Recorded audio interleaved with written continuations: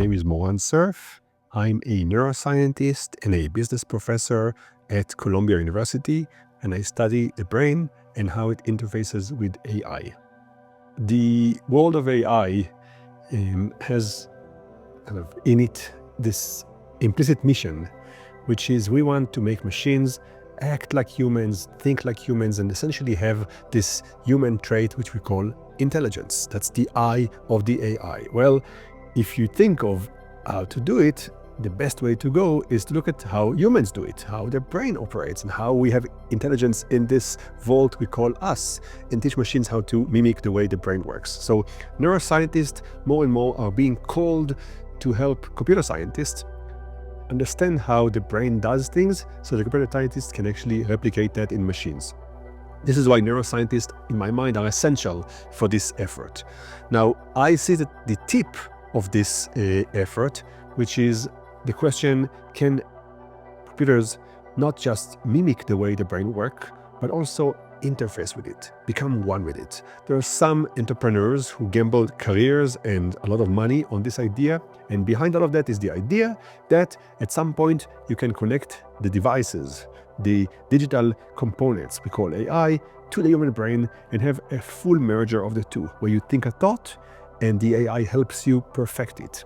You ask a question, the AI consults the web, Wikipedia or Google search or maps, and gives you the answer. It just feels like it's in your mind, but really it was a mix of technology and organic material working together. There are many use cases to this when AI is part of us. Some of them are mundane. You drive your car and you ask yourself, how do I get to a place in Mexico City? And you just feel like you know the answer, not knowing that between you asking the question to you knowing the answer, you actually asked a chip in your brain to go to Google Maps, ask the question, get the answer, and it just feels like you now know the answer. That's one thing. And another one is the idea that you can perfect the decision-making process of the brain. So the question was, how can we make decisions better? And here AI could be instrumental. The thing about the world right now is that we created a world that's very, very complex for our brain. Our brain was developed in a savanna in Africa 100 to 10,000 years ago, and it was a simple world back then. We only had several things to eat, we only had several people we had to know.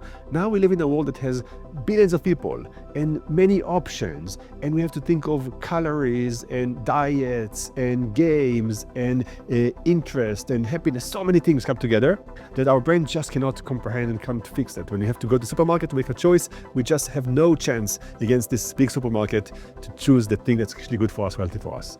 AI could help us. AI could do a lot of those things very, very fast and give our brain the ability to still consume and do the things that are good for us, just not be overloaded with choices. And I gave you one from the consumerism. There are many from many other dimensions that all boils down to our brain has tough time dealing with the world around us, and AI can help. AIs are really, really good in answering simple questions that you ask them, not giving you advice fully, but you say, I'm debating between A and B, and I want to know more about why A is a bad idea and why B is a bad idea.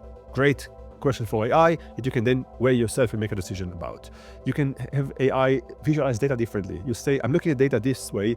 The AI, can you present the same data in 2 different formats so I can see it differently? Maybe it's going to spark different ideas. AI, can you give me 10 other options I didn't consider? All of those things are great uses of AI because it's really, really fast. It scales very, very easily. It can do a lot of things for us as service, but it should be you, the human, who harness your ability to make decisions and think of AI as a great decision aid and a tool and not a peer that should make decisions for you.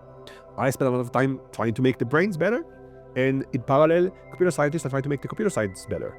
If we get to a world where the AI is truly better than us, then we might have to shift. If consistently the AI proves to be better than all the doctors, then the doctors have to say, you know what? Let's drop the pen, and from now on, we're going to be the advisors for the AI. We're going to give it more data and more information, but we'll trust the AI more than us. This is a moment that we're not there yet, but we should be aware of because it's going to happen in some domains. Driving might be one, diagnosis of some diseases might be another, and in that case, we should also be humble enough to say, hey, we're not anymore the crown of creation, but it's time to actually give the reins to the machines. I hope that we're going to have value even in this world, but it should be on the menu, at least in our mind, and we should get ready for a world where this is an option and we are accepting it. So in my lab, we have this big poster that says the difference between science fiction and science is timing. And to that effect, I think that it does sound like science fiction, and it also becomes reality very, very fast. Everything I do in the lab right now sounded like science fiction only 5 years ago, not decades ago, not to my, grandfather, to me. I said many times this will never happen, just to eat my own words and say, okay, I guess we're doing it right now. So in that sense, I think the speed of changes is fast, and we should all get used to this and stop saying that things are impossible until we know that they're impossible rather than because they're not possible right now. So now, how do we prepare for that? Brain-wise, I think some people say that we should just join them if we can't beat them. So actually put the AI in our brain and make ourselves part of it. And this will be one way. That's an approach, risky, but still possible. And I think another one that's a lot more kind of tameable is for everyone who's watching this to play.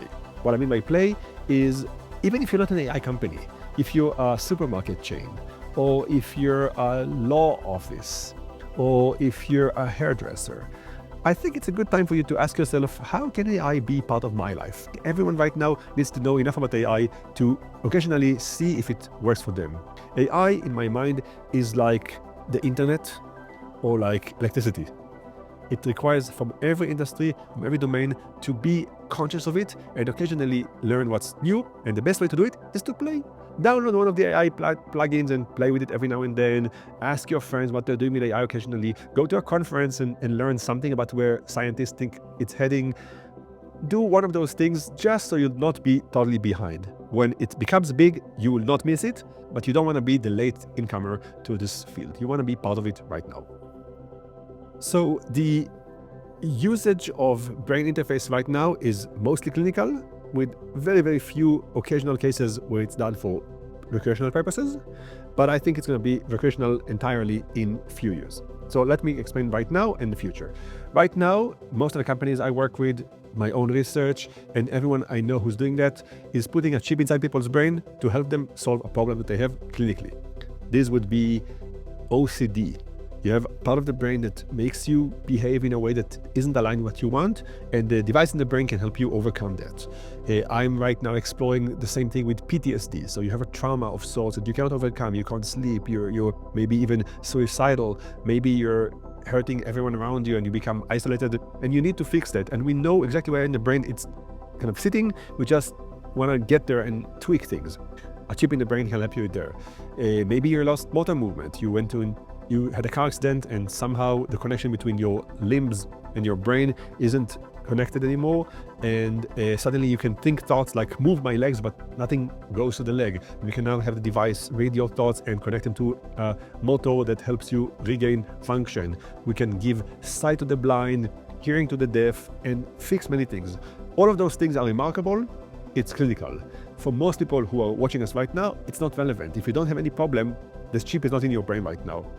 So there are about 40,000 people in the US that have devices in their brain for some clinical purpose, and that's a substantial number, enough for us to know that it works, to know that it's not interfering with anything else, to know that it actually helps them, but it's not relevant to most people. The other 7.9 billion people who are gonna experience devices in their brain would come from a different angle. It's gonna be a tool. The same way we all have a phone that we use to search the web, order things in restaurants, get a cab, and so on.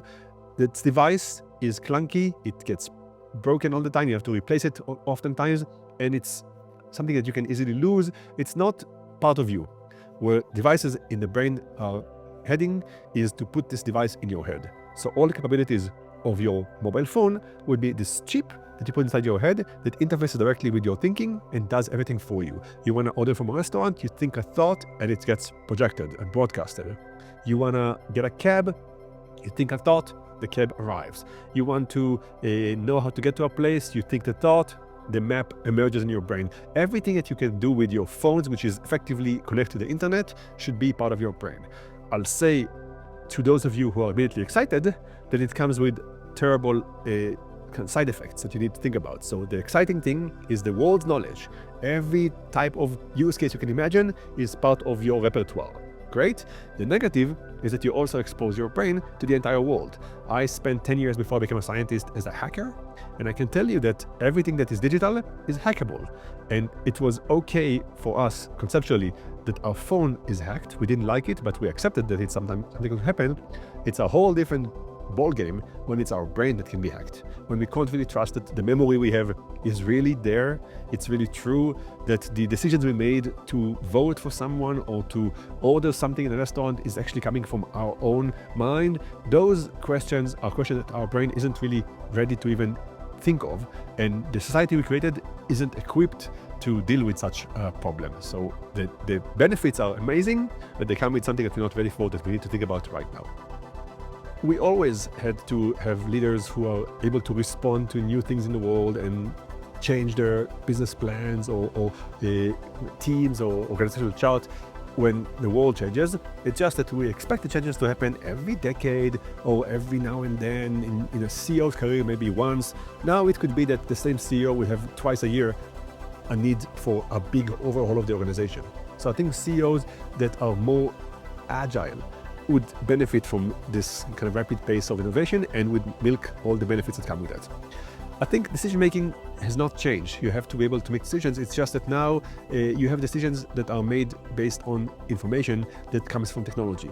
We used to have board meeting when every human expressed their views, and now you're gonna have information coming at you from sensors outside of humans, and you have to know whether you trust them or not and how you respond. I work closely with people who are leading military operations, leaders of countries, and more they have to rely not just on my general telling me, hey, there's something I'm seeing that I think we need to respond to, but an AI saying there's an alert that we think is a problem that you should respond to. And you have to say, do I trust the programmer who wrote the AI code that decided there's an alert and I'm going to now start a war because of this? Or do I say, no, I'm going to wait for some human to actually look and see in their own eye?